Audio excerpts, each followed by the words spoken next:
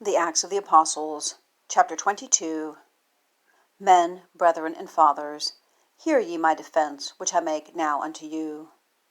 And when they heard that he spoke in the Hebrew tongue to them, they kept the more silence. And he saith, I am verily a man which am a Jew, born in Tarsus, a city of Cilicia, yet brought up in this city at the feet of Gamaliel, and taught according to the perfect manner of the law of the fathers, and was zealous toward God, as ye all are this day.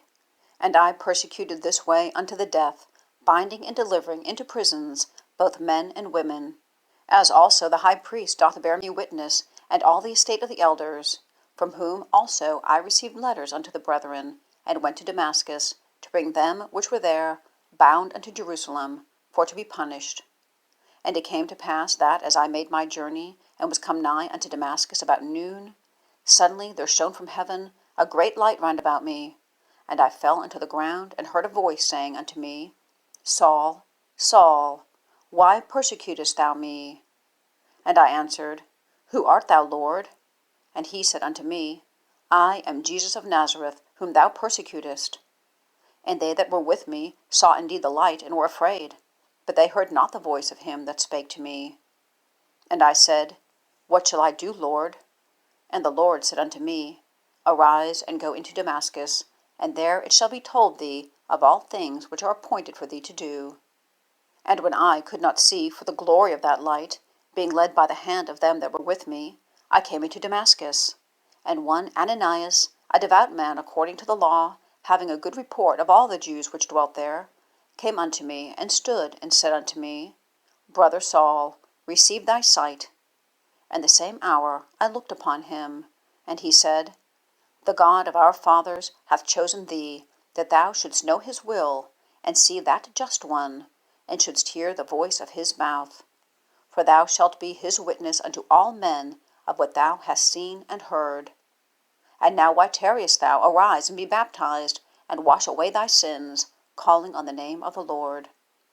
And it came to pass that, when I was come again to Jerusalem, even while I prayed in the temple, I was in a trance, and saw him saying unto me, Make haste, and get thee quickly out of Jerusalem, for they will not receive thy testimony concerning me.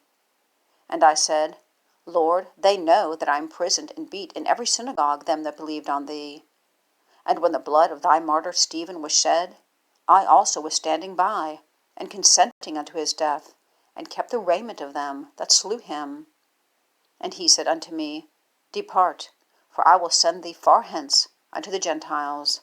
And they gave him audience unto this word, and then lifted up their voices and said, Away with such a fellow from the earth, for it is not fit that he should live. And as they cried out and cast off their clothes and threw dust into the air, the chief captain commanded him to be brought into the palace, and bade that he should be examined by scourging, that he might know wherefore they cried so against him.